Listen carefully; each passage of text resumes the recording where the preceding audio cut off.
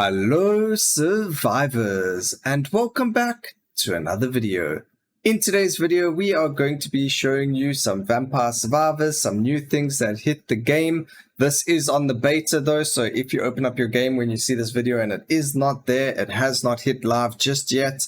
It will either come at a later stage tomorrow or whenever. I'm not 100% sure on the actual release date, but a couple of things. First things first is back last year, October, there was a release for the Halloween, which released the 4 skins for Mortaccia, for Cavello, Ramba, and Osalamio. Now, to unlock these skins, you got to go to Secrets, and like on the screen now, you just type in Spoopy Season, one word, and you will be thrown into the game as one of the characters with the skin. You can just leave the game and you'll be able, or leave the run, and you'll have them permanently unlocked. So really cool. Next was there's 3 new unlocks. The first one is a brand new map. To unlock this map, you need to reach level 80 in the Inverse Mad Forest. Once you have done that and done with any character, you can leave the map at level 80 and you will have unlocked the Bat Country. Now, once you've got the Bat Country unlocked, you then have 2 new things to do in there. So the first things first is the apoplexy, which you get at minute 9. So when you hit minute 9, the screen goes all weird with this brand new little, let me show you over here. You get these squares over here. Firstly, if you walk into these squares, it will kill you. So you do have to destroy them. So the first thing is you're going to see a whole lot of them spawn with a green arrow at 9 minutes and 18 minutes. And you just got to destroy them while slowly walking to the center to unlock the apoplexy and chaos magicite. I'm sure it's the chaos magicite. It's apoplexy and the chaos malachite, sorry. So the apoplexy itself is a power up. What it does is it unlocks Charm, which increases the spawn quantity by 20 per rank, a max of 100. What that does is increase the amount of enemies that spawn by 100% without the negative effects of Curse being their increased health, frequency, and speed. So really cool if you don't want to use Curse, but you do want the more enemies, so then you can deactivate Curse if you wanted, or just have both of them for even more enemies. Next is the Chaos Malachite. Now for that, we're actually going to be running Mortaccia. I'm going to try it on his Halloween skin to see this, but it's actually a really cool little thing with Mortaccia. We'll do it in Inlaid Library because, you know, why not? And you're actually going to see how crazy it's with Charm. I mean, look how many enemies there are already, and we just started the game. Now, I don't actually need to go duplicate it because, as you can see, we are on +3 already for amount, and we kind of get quite a lot of projectiles from him and from limit breaking. So we're going to do a little hurry mode with him. We can actually go into it a little bit more, but you'll see that there is something called the Anima of Mortaccia, and that is what that Chaos Malachite unlocked, and we're going to have a look at what it does. So we're not going to actually open Torono's box. We're not trying to reach like new max limits and things like that, but we are going to hit level 80 just so we can show you what's new in the game with regard to that.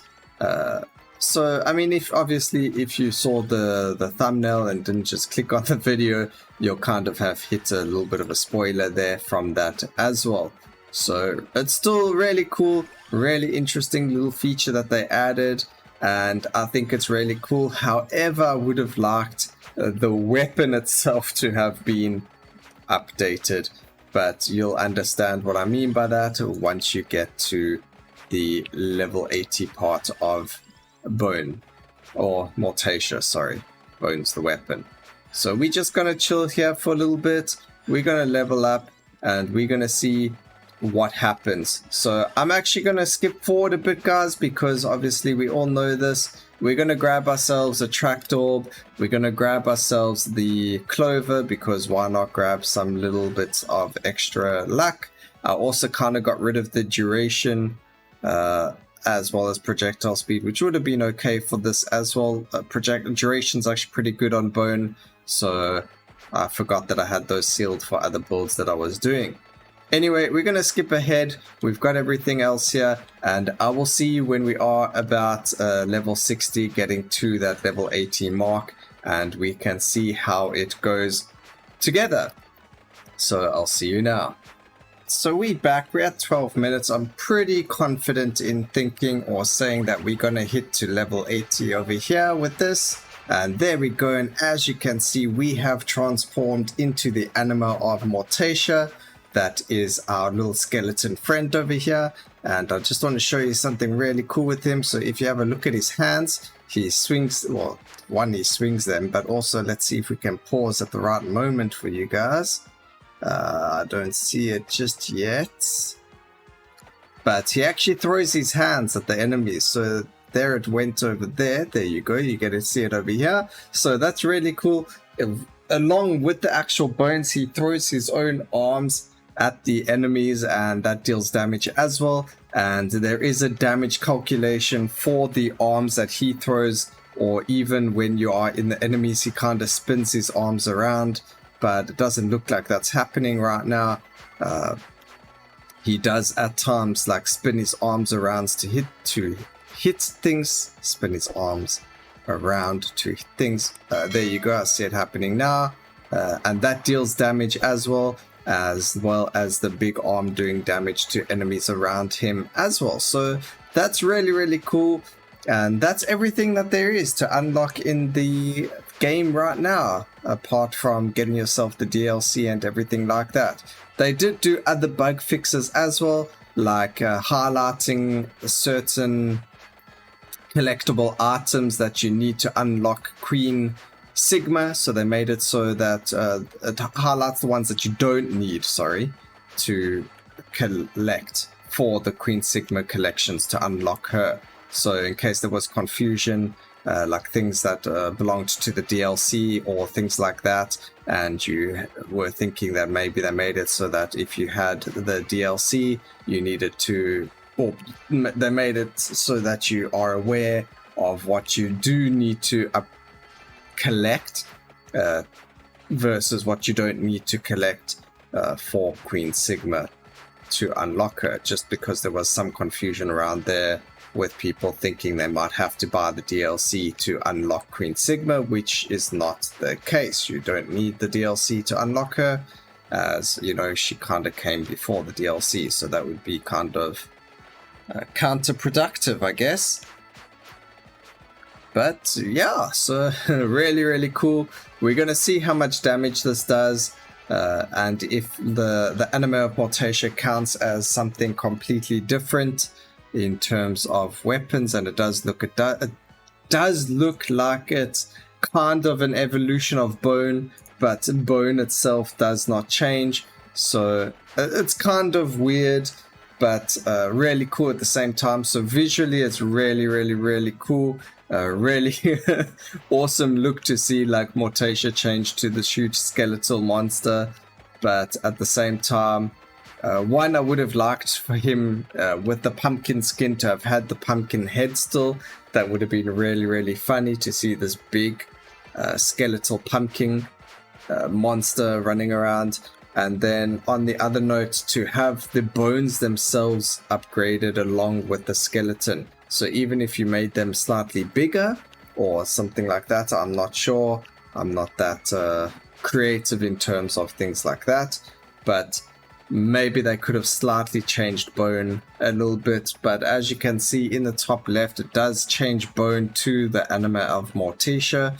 So you'll see at the end of the game, of the hurry mode, that the anima of Mortaccia does damage, and that is because it is a weapon in itself. So really, really cool, and really, really interesting. So I hope you guys enjoy playing Bone. He was one of my favorite characters when it was released.